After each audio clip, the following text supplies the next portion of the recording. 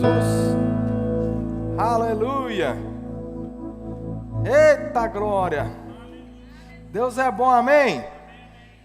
Você está feliz? Queria agradecer demais todas as manifestações de carinho, relativas ao meu aniversário. Muito obrigado, vocês são maravilhosos, é a melhor igreja do mundo, amém? Glória a Deus, queridos, que coisa boa. Eu queria só, honey, aguinha, please. Deus é bom, queridos. Então, hoje Deus colocou no meu coração, obrigado, honey. Deus colocou no meu coração para nós falarmos um pouco sobre direcionamento, sobre as direções de Deus na nossa vida. Amém? Quantas vezes, queridos, nós ficamos por aí, batendo cabeça, sem saber o que fazer, Não sei se você já passou por isso, mas eu já passei por isso algumas vezes, principalmente antes de conhecer o Senhor e principalmente antes de ter essa revelação daquilo que nós vamos falar hoje pela manhã. Amém? Dessa revelação da intencionalidade de Deus, através do Espírito Santo, nos guiar, Deus nos conduzir, Deus nos mostrar o caminho que nós devemos seguir, amém? E é muito importante que nós entendamos isso, não somente como algo decorado, memorizado, Muitas vezes nós sabemos os versículos de cor, de coração, de cor, a gente sabe os versículos, a gente sabe o que a Bíblia diz, mas a questão é, nós estamos a viver aquilo que a Bíblia diz, nós estamos a viver essas promessas de Deus em relação a sermos conduzidos, sermos dirigidos, sermos guiados pelo Espírito Santo, porque eu digo para você, irmãos, a Bíblia é categórica em dizer que a vontade de Deus é nos conduzir em triunfo, e triunfo para Deus não necessariamente significa que nós sejamos milionários, não é isso. Triunfo para Deus é ter uma vida plena, uma vida de paz, uma vida de alegria, uma vida suprida em todas as áreas. Salmos capítulo 23, verso 1, o Senhor é meu pastor e nada me falta. Está comigo? Existem promessas da parte de Deus, eu digo para você, não existe promessas da parte de Deus para todo mundo ser milionário, isso não é bíblico, não existe isso. Mas existe promessa da parte de Deus, aonde nós temos certeza e convicção que teríamos para nós e para sobrar, irmãos, para dar para o outro, para abençoar. Essa é a promessa de Deus. Agora, como que a gente vai chegar lá? Porque aí eu comecei a ver alguns versículos que algumas pessoas utilizam no sentido de tentar provar que nós não somos dignos de ouvir a vontade de Deus, no sentido de pensar, isso é um mistério, Olha só aqui, irmãos, olha alguns textos aqui, Jeremias capítulo 29, verso 11, olha que interessante, olha como parece um pouco controverso esses dois versículos que eu vou ler. Jeremias capítulo 29, verso 11, diz assim, eu é que sei que pensamentos tenho a vosso respeito, diz o Senhor, pensamentos de paz e não de mal, para vos dar o fim que desejais. Olha que coisa maravilhosa, Deus falando para nós, eu é que sei que pensamentos tenho sobre vós. E aí ele continua, não são pensamentos de morte, não são pensamentos de destruição, não são pensamentos de doença, não são pensamentos de maldição, não, são pensamentos de paz. Aleluia. Pensamentos de paz e não de mal. E aí continua o texto, para vos dar o fim que desejais. Agora vamos ser honestos com nós mesmos. A gente deseja estar bem? Que isso, gente? Nós vamos precisar orar aqui. Vamos fazer um apelo agora. Você deseja ser feliz? Você deseja ter paz? Você deseja suprimento na sua vida? Você deseja ser alegre? Então pronto. A Bíblia diz que existem desejos nossos que Deus quer suprir. Pensamentos de paz. Não é de guerra, de confusão, de gritaria, de eu vou ter que matar alguém aqui para eu chegar em algum lugar. Não, é pensamentos de paz. Só que aí os mesmos livros do Antigo Testamento, olha só, verso 29, Deuteronômio, capítulo 29, verso 4. Olha o que diz esse texto aqui. Porém o Senhor não vos deu coração para entender, nem olhos para ver, nem ouvidos para ouvir, até o dia de hoje. Ficou um silêncio. Vou ler de novo, isso é Deuteronômio, capítulo 29, verso 4. Porque o Senhor não vos deu coração para entender, nem olhos para ver, nem ouvidos para ouvir, até o dia de hoje. Que dia de hoje? Deuteronômio. Diga, está no passado. Agora imagina para você ver a situação que estava antes. Imagine comigo essa situação. Deus tem pensamentos de paz e não de mal. Deus quer o meu bem. Deus quer me guiar em triunfo. Deus quer me prover de um caminho. Mas Ele não me deu nem olho para ver, nem ouvido para ouvir. Não parece que tem alguma coisa errada? E esse era o dilema que as pessoas que viviam no Antigo Testamento viviam. E aí necessitavam do quê? De um profeta que era a boca de Deus na terra. Um profeta que vinha conduzir o povo. Um profeta que de vez em quando dava uma direção. Boca de Deus. Existem profetas no dia de hoje? Claro que existem. Nós cremos no dom do profeta? Claro que cremos. Mas no Antigo Testamento, o profeta, ele tinha um status diferente. O povo não tinha o Espírito Santo dentro, como eu e você temos. O povo não tinha condições de ouvir a voz de Deus. Por quê? Porque Deus não tinha dado nem olhos para ver, nem ouvidos para ouvir. Então precisava da misericórdia de Deus operando através da boca do profeta para trazer direcionamento, guia, um caminho, um guia para o povo. Você vê essa situação, não sei quanto a você, mas eu consigo ver essa situação lá em João capítulo 4, quando Jesus ele encontra aquela mulher no poço, e ele começa a conversar com ela a respeito de si mesmo, e ele fala para ela, dá uma palavra para ela, e ela reconhece que Jesus, ele tinha algo especial. Jesus era diferente, e ela diz, vejo que és profeta. E porque ela reconhece que ele era profeta, um homem de Deus, ela faz uma pergunta aqui para ele. Verso 19, João capítulo 4, verso 19. Senhor, disse a mulher, vejo que tu és profeta. Nossos pais adoravam nesse monte, entretanto vós dizeis que em Jerusalém é o lugar que deve se adorar. Aí vai para o 22. Aliás, 21. Disse-lhe Jesus, mulher, podes crer-me que a hora vem, quando nem neste monte, nem em Jerusalém adorareis o Pai. Vós adorais o que não conhecer, nós adoramos o que conhecemos, porque a salvação vem dos judeus. Aí vem o verso 23, que para mim é uma expressão de um clamor dos céus, que não suportava mais aquela situação, aonde Deus queria comunicar e o povo não tinha condições de ouvir.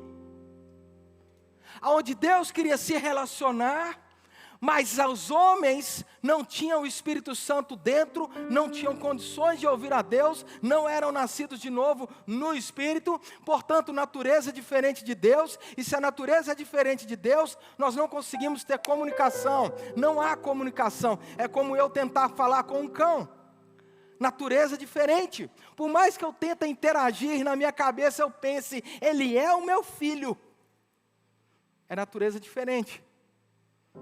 Não tem uma comunicação eficaz e efetiva. Assim estava o homem em relação a Deus. E aí Jesus, ele expressa, depois de falar isso para a mulher, ele diz, mas vem a hora, aleluia, vem a hora e já chegou, em que os verdadeiros adoradores, e adoração aqui nesse texto, não é esse momento maravilhoso que nós tivemos antes da palavra. Ele não está falando de um momento de louvor, ele está falando de relacionamento. Comunhão com o Pai. Vem a hora e já chegou, onde os verdadeiros adoradores, diz o texto, adorarão o Pai em espírito e em verdade.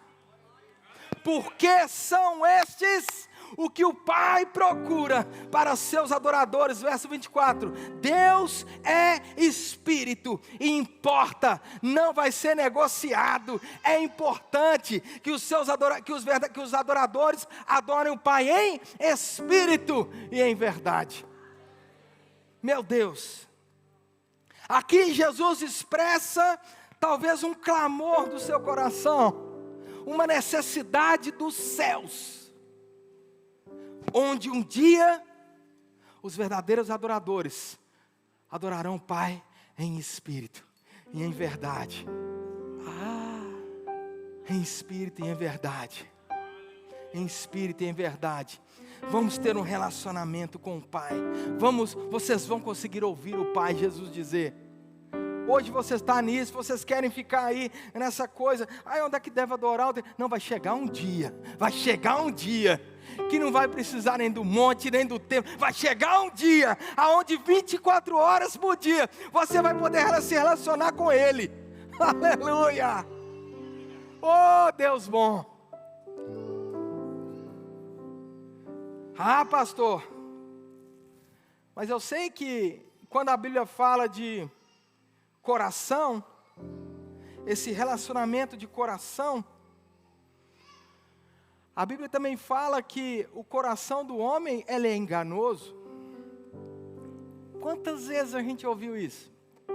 E realmente, Jeremias capítulo 17, verso 9, diz assim, enganoso é o coração, mais do que todas as coisas, e desesperadamente corrupto.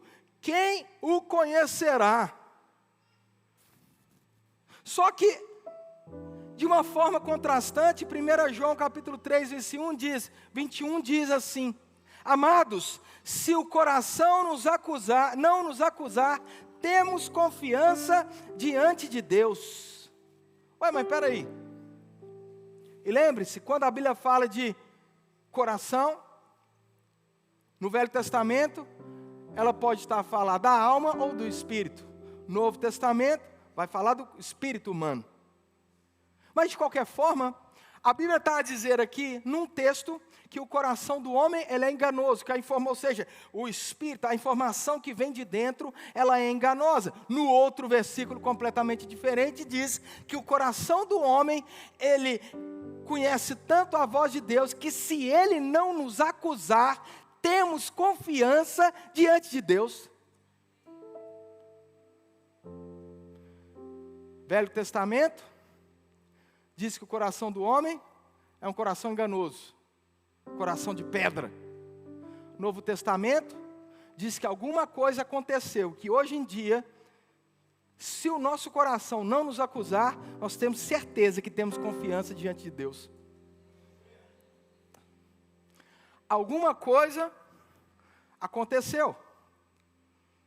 E Ezequiel, lá no capítulo 11, começa a nos explicar a respeito desse tempo. Ezequiel capítulo 11, verso 19, diz assim, dar-lhes-ei um só coração, espírito novo porei dentro deles, tirarei da sua carne o coração de pedra, e lhes darei um coração de carne. Para quê? para que andem nos meus estatutos e guardem os meus juízos e os executem. Eles serão o meu povo e eu serei o seu Deus. Ezequiel 36, verso 26. Dar-vos-ei um coração novo, porei dentro de vós um espírito novo. Tirarei o coração de pedra e vos darei o coração de carne. Porei dentro de vós o meu espírito e farei que andeis os meus estatutos. Guardei os meus juízos e os observei. Uau! Ezequiel fala de um tempo que iria chegar aonde aquele coração enganoso, aquele coração de pedra, aqueles olhos que não conseguiam ver o Senhor, aqueles ouvidos que não conseguiam ouvir do Senhor, ia chegar um dia aonde aqueles olhos seriam abertos, aqueles ouvidos seriam destampados. Vai chegar um dia onde os verdadeiros adoradores adorarão o Pai em espírito e verdade. Ezequiel disse: vai chegar um dia aonde esse coração de pedra que não consegue ouvir a Deus vai ser arrancado, e no lugar vai ser colocado no coração de carne um espírito novo. E tem mais, eu vou vir habitar dentro desse espírito.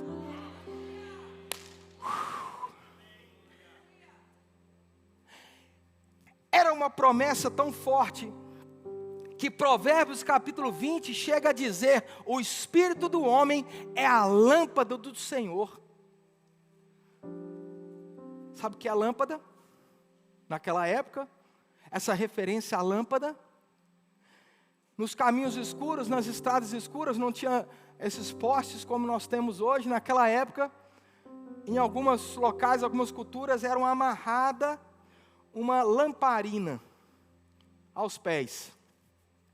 Enquanto eles andavam, aquela lâmpada, ela iluminava o caminho. E aí a Bíblia diz que o espírito do homem, o coração, é lâmpada do Senhor. Espera aí, esse coração não pode ser enganoso.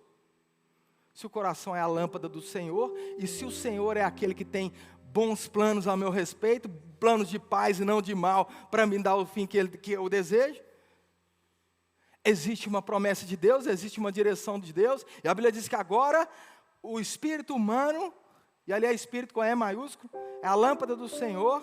E aí você obviamente entende que uma lâmpada sozinha, ela não ilumina absolutamente nada, ela precisa estar enroscada em algo que vai transmitir a energia. Quando a Bíblia fala do espírito humano, ela está falando do espírito humano conectado à vida de Deus. Aquele espírito que dentro dele habita a fonte de tudo. Deus, através do Espírito Santo, iluminando o espírito humano, para que a gente possa conhecer, ouvir, ver e discernir os planos de Deus. Algo aconteceu. O que aconteceu? Jesus, aquele que desejava o momento, o dia, onde os verdadeiros adoradores adorariam o Pai em espírito e em verdade. Jesus, aquele que disse para a mulher: vai chegar um dia, fica tranquila, eu sei que hoje está desse jeito, mas vai chegar um dia. Jesus então ele vem, ele morre por nós. Hoje nós celebramos a ceia do Senhor. O que significa isso? É um ato religioso? É simplesmente porque a gente é crente e todo mês os crentes fazem isso? Não. Nós fazemos isso porque Ele disse: celebra essa aliança, lembra, traga a memória. Traz a memória o quê? Traz a memória que um dia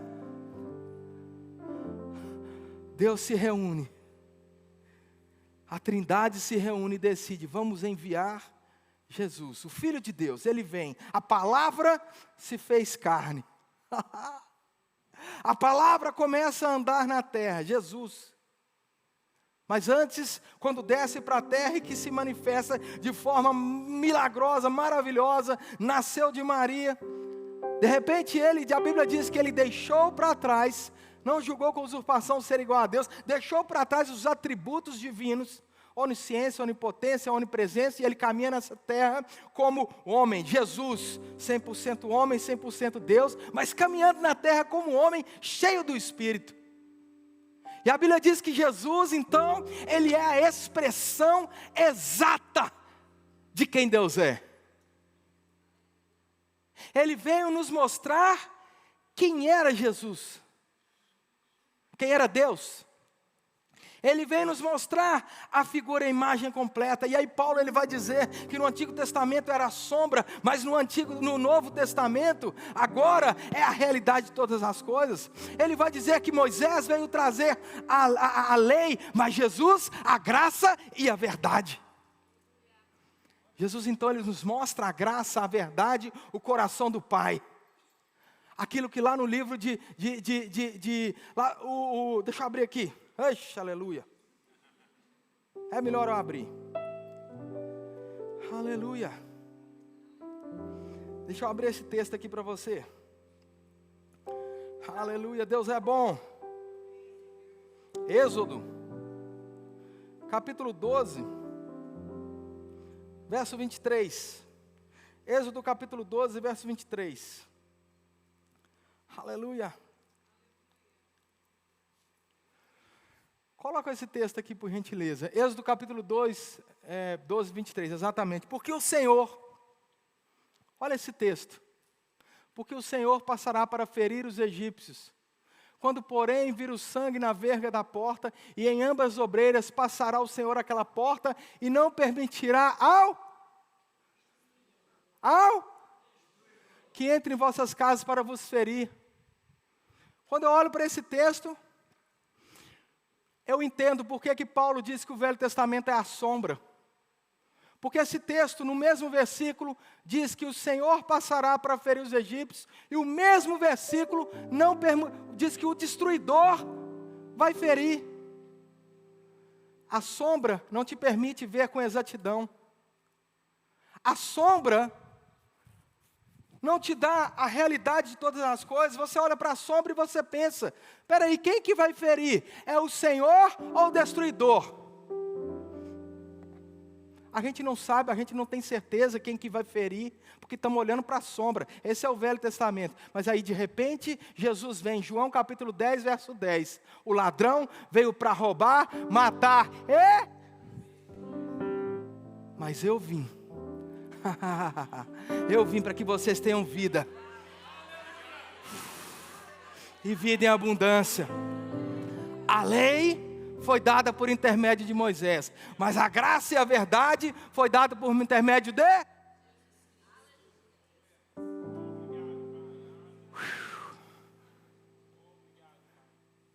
Antes que alguém pense o contrário, isso não é um convite a não ler o Velho Testamento, não é isso.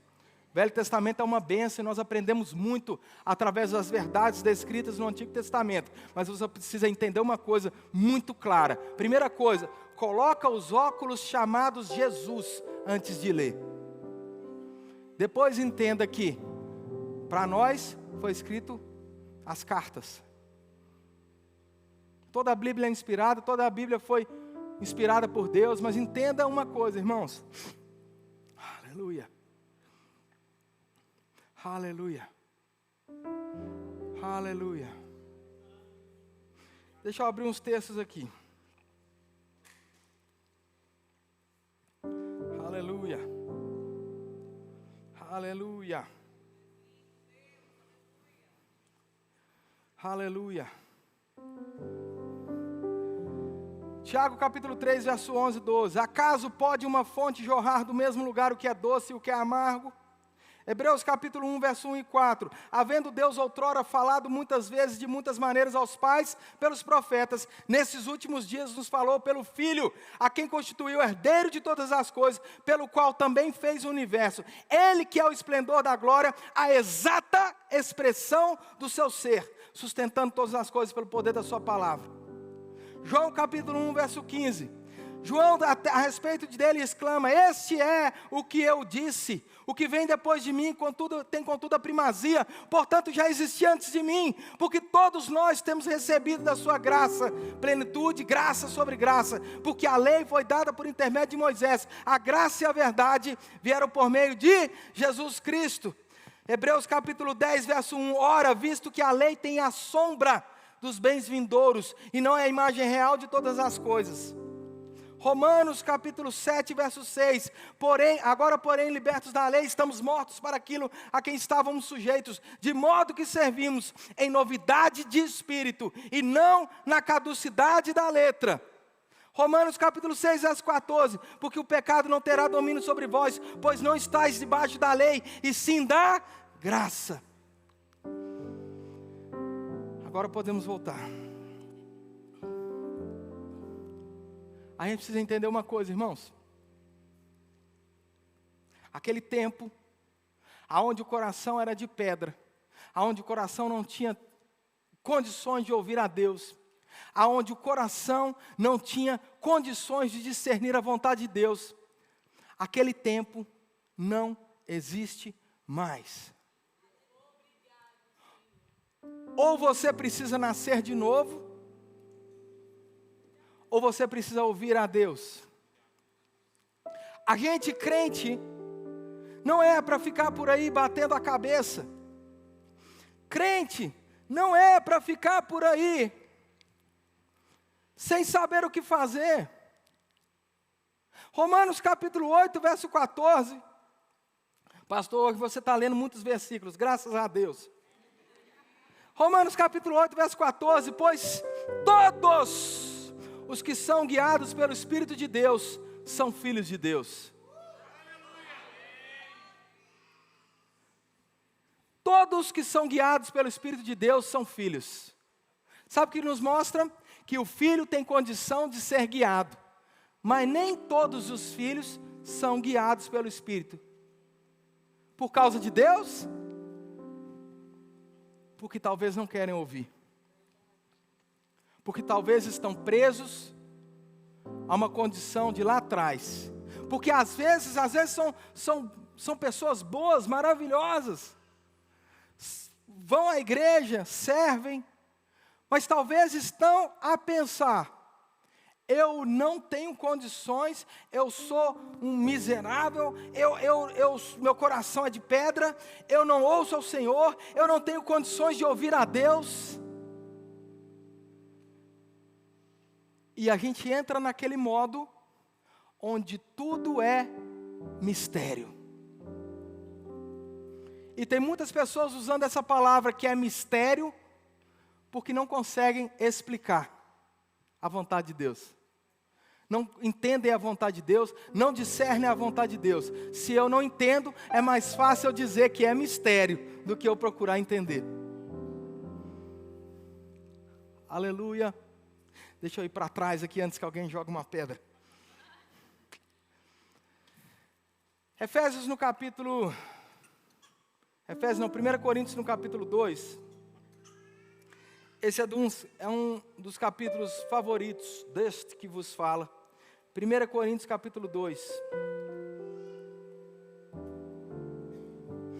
Diz assim Paulo: eu, irmãos, quando fui ter convosco, anunciando-vos o testemunho de Cristo, não fiz com ostentação de linguagem e de sabedoria, porque decidi entre vós não saber nada entre vós, senão a Jesus Cristo e esse crucificado. E foi em fraqueza, temor e muito tremor que estive entre vós. Presta atenção, as minhas palavras e a minha pregação não consistiam de linguagem de sabedoria humana, mas em demonstração do Espírito e de poder, para que a vossa fé não se apoiasse em sabedoria humana, e sim no poder de Deus. Aí vem o verso 6. Entretanto, expomos sabedorias entre os experimentados, não a sabedoria desse século, nem a dos poderosos dessa época, que se reduzem a nada, mas falamos a sabedoria de Deus em mistério. Diga mistério. Só que continua o texto. Outrora, se é outrora oculta, anteriormente oculta, é porque agora já não está mais oculta. Sim ou não? A qual Deus pré-ordenou desde a eternidade para a nossa... Continua o texto, o próximo versículo. Aleluia. Mas falamos a sabedoria de Deus, Sabedoria essa que nenhum dos poderosos desse século conheceu, porque se a tivessem conhecido, jamais teriam crucificado o Senhor da glória. Verso 9. Mas como está escrito, olha aí o nosso versículo. Nem olhos viram, nem ouvidos ouviram, nem jamais penetrou em coração humano o que Deus tem preparado para aqueles que o amam. Que referência é essa? Referência a Deuteronômio, que a gente acabou de ler no início da ministração. Só que o texto ele continua. E aí no verso 10, olha o que diz aqui o 10. Mas, se diz mas, é porque ele vai dizer algo que contradiz o que ele acabou de dizer. É uma ideia oposta, é uma ideia que vai trazer um questionamento. Nem olhos viram, nem ouvidos ouviram aquilo que Deus preparou para nós. Mas Deus nos revelou porque o Espírito a todas as coisas prescruta, até mesmo as profundezas de Deus. Espera aí. A Bíblia está a dizer agora que Deus, aquilo que estava oculto aos olhos e aos ouvidos, aquilo que o coração de carne não conseguia discernir, aquilo que era uma informação secreta dos céus, as profundezas de Deus, que o homem não conseguia acessar, porque não tinha condições, estava morto espiritualmente, o seu espírito não tinha contato com Deus. Agora, pelo Espírito, diz o texto, as profundezas de Deus nos são reveladas. Existe uma revelação do plano, das profundezas de Deus, do coração de Deus. Aquilo que antes a gente pensava que era mistério, agora é nos revelado pelo Espírito. Diz o próximo versículo, verso 11: por qual dos homens sabe as coisas do homem, senão o Espírito que nele está? Assim também as coisas de Deus, ninguém as conhece, senão o Espírito de Deus. Ele está a dizer aqui, olha, qual dos homens conhece as coisas do próprio homem? E ele diz, olha, é o nosso espírito, é o âmago do nosso ser, é o nosso coração. O seu coração é a parte de você mesmo que conhece mais a respeito de você mesmo. Tem coisas guardadas no nosso coração, sentimentos, percepções, desejos, vontades, que talvez nem mesmo os nossos cônjuges conheçam. É algo que está tão intenso, tão profundo, tão guardado. Aí ele diz, é assim com o homem, mas assim também é com Deus. Ninguém conhece a Deus tão bem quanto o Espírito de Deus. O Espírito de Deus conhece as profundezas de Deus. O Espírito de Deus conhece o que está no coração de Deus. O Espírito de Deus discerne a vontade de Deus. O Espírito de Deus é aquele que mais conhece sobre os mistérios, as profundezas, o pensamento de Deus. E aí o texto diz, a continuação dele. Ora, nós não temos recebido o Espírito do mundo, e sim o Espírito que vem de Deus, para que possamos conhecer o que por Deus nos foi dado gratuitamente. Meu Deus. Ele diz, é o Espírito de Deus que conhece das coisas de Deus, dos mistérios de Deus, aquilo que nem olhos ouviram, nem ouvidos ouviram, que Deuteronômio cita. O Espírito de Deus já viu, já ouviu, conhece. Mas presta atenção, igreja de Coríntios. Esse que conhece das coisas de Deus, que conhece da profundeza de Deus, que conhece dos mistérios de Deus, que conhece do plano de Deus, é esse o Espírito que vocês receberam. Nós não recebemos um Espírito do mundo, nós recebemos um Espírito de Deus. Aí, verso 13, dito que também falamos Não em palavras ensinadas pela sabedoria humana, mas ensinadas pelo Espírito, conferindo coisas espirituais com espirituais. Ora, o homem natural não conhece as coisas do Espírito de Deus, porque eles são loucura e não podem entendê-la, porque elas se discernem espiritualmente. Porém, o homem espiritual julga todas as coisas, mas ele mesmo não é julgado por ninguém. E aí vem uma pergunta maravilhosa. Pois quem conheceu a mente do Senhor para que o possa instruir? Aí o texto vem. Nós. Pois quem conheceu a mente do Senhor? Nós. Nós, porém, temos a mente de Cristo. Você entende que o Espírito Santo dentro de nós não é um hóspede, não é uma pessoa que vai simplesmente passar tempo conosco, não é simplesmente alguém, um ser que a gente carrega para um lado, para o outro. O Espírito Santo dentro de nós é a mente de Cristo. O Espírito Santo dentro de nós, e é engraçado porque antigamente a gente ouvia a mente de Cristo, e a gente pensava que a mente de Cristo era algo dado por Deus para tirar uma nota melhor na escola. Meu filho, você vai tirar nota boa, você tem a mente de Cristo. Era algo para nos fazer mais inteligentes. Mas deixa eu te dizer uma coisa, irmãos. A mente de Cristo, o Espírito Santo de Deus, é aquele que ilumina o nosso espírito. É aquele que conhece as profundezas de Deus. É aquele que conhece os mistérios de Deus. É aquele que conhece as batidas do coração de Deus. E quanto mais nós temos relacionamento com o Espírito Santo, mais nós também conhecemos a vontade de Deus, o bater do coração de Deus, o partilhar do coração de Deus. Agora sabe de uma coisa? Está tudo nas nossas mãos.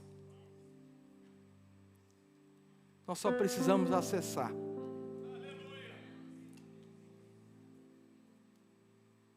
Não é mais mistério. Não é mais escondido. Não é mais oculto. Por isso que Jesus, naquele dia, com aquela mulher do poço, Ele diz, vai chegar um dia,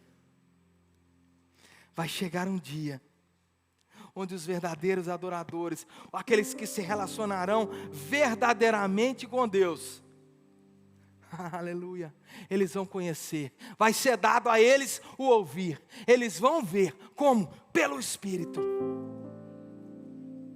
a lâmpada do Senhor será acesa. Meu irmão, esse dia chegou. Esse dia não é quando nós formos para o céu. É possível reinar em vida. É possível ouvir o Senhor hoje. É possível discernir a vontade de Deus para as nossas vidas. É possível não andarmos de um lado para o outro, batendo a cabeça, fazendo tentativas e erro. É possível escolher pelo Espírito qual porta entrar. É possível aceitar ou rejeitar uma proposta de emprego baseado naquilo que Deus comunica com o nosso coração. É possível entrar numa universidade ou não, segundo aquilo que Deus disse. É possível começar um relacionamento. É possível não querer avançar, não querer casar naquele relacionamento, segundo aquilo que o Senhor te diz. É possível termos uma vida abundante, uma vida próspera. E como eu disse, eu não estou falando de dinheiro. Também, mas não é dinheiro, só dinheiro. A gente reduz prosperidade a dinheiro. Prosperidade bíblica não é só isso. Mas é possível ouvirmos a Ele. Ele habita dentro de nós, irmãos. Meu coração, às vezes, eu fico com pena, acho que essa é a palavra. Quando eu vejo pessoas correndo de um lado para o outro, só porque talvez vão receber uma profecia. Nós cremos em profecia, nós cremos nos dons do Espírito em manifestação, mas eu nunca vou trocar o poder da presença, a mente de Cristo, por causa de uma palavra que pode ser que alguém vai me dar. A profecia no Novo Testamento, ela serve para testificar aquilo que já foi dito pelo Espírito Santo dentro. Se você recebeu uma palavra de alguém que não tem nada a ver com aquilo que Deus está te falando, primeira coisa, julgue aquela profecia pela palavra. Não é a pessoa, ama a pessoa, julga a profecia, o que foi dito. Como é que eu julgo pela palavra? Se testifica com aquilo que a palavra diz. Aí não tem nada a ver com aquilo que Deus está me dizendo. Coloque na prateleira. Deixa lá. Pode ser que mais na frente vai fazer sentido. Mas em nome de Jesus, não ande terceirizando a voz de Deus no seu coração. Nós somos filhos. E essa filiação, nós precisamos entender, irmãos, que Efésios capítulo 1 diz que Deus ressuscitou Jesus Cristo dentre os mortos e colocou à destra de Deus nos lugares celestiais. Efésios capítulo 2 diz que eu e você fomos ressuscitados com Ele e estamos assentados em Jesus Cristo nas regiões celestiais. Não tem como estar mais perto de Jesus do que você já está. Você está nele. Ele é o cabeça, nós somos o corpo. Irmãos, a coisa para a gente está muito fácil. Eu sei que parece que está difícil, mas está fácil.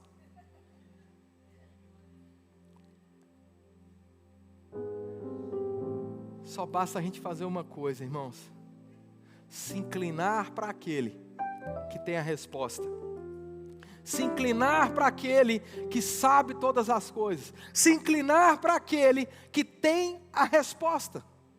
Ele tem a saída, ele tem um escape. Ele sabe o que fazer, como fazer, quando fazer.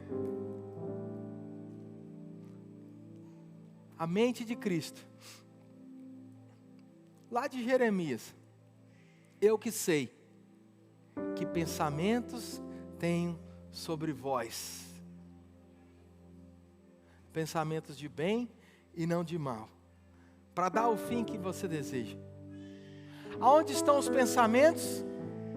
Na mente. Aonde está a mente de Cristo? Dentro de você. Ou seja, esses pensamentos de Deus já estão aqui. Eles só precisam ser acessados. Como é que eles podem ser acessados? Através de relacionamento. Não tenha o Espírito Santo dentro de você como aquele hóspede que você só encontra com ele para dar oi, para dar tchau. Mas precisa relacionamento, irmãos. Precisa comunhão. Precisa investimento. Precisa oração em outras línguas. Precisa discernir a vontade dele completamente. Amém. Aleluia. E tudo isso só foi possível porque um dia, como eu disse, Jesus Cristo morreu e ressuscitou. Na ceia do dia de hoje, nós vamos celebrar a ceia agora. Queria pedir ao pessoal que viesse aqui à frente, por gentileza. Eu queria queria que hoje você tomasse a ceia de hoje um pouco diferente, talvez um pouco mais consciente da presença. Consciente da presença de Deus, do Espírito Santo em você. Consciente daquilo que Ele já fez. E consciente de que dentro de você, irmãos, existe uma resposta. Aleluia. Existe uma resposta, existe uma condução divina, existe um direcionamento. Existe, irmãos, uma vontade de Deus expressa no seu coração, dentro de você. Aleluia. Está pronto. Está pronto, irmãos. Não vai ficar. Essa situação não pegou Deus de surpresa. Essa circunstância não pegou Deus de surpresa. Ele sabe o que fazer, como fazer, quando fazer. A Bíblia diz que o sábio discerne bem tudo isso. E a sabedoria dele está dentro. Você vai receber aí o sumo de uva e o pão. E aí você vai segurar ele e você vai lembrar da presença que habita em nós. A presença, a presença, a presença. O Espírito Santo, aquele que conduz em triunfo. A presença, a mente de Cristo. Aquele que nos direciona em todos os detalhes da nossa vida. Aquele que Jesus disse, eu vou, mas eu não te deixarei só. Ele estava falando de alguém da mesma espécie. Ele estava falando de alguém tão divino quanto. Ele estava falando da manifestação dele através do Espírito Santo. Ele não nos deixou órfãos, não nos deixou só. Existe resposta na presença.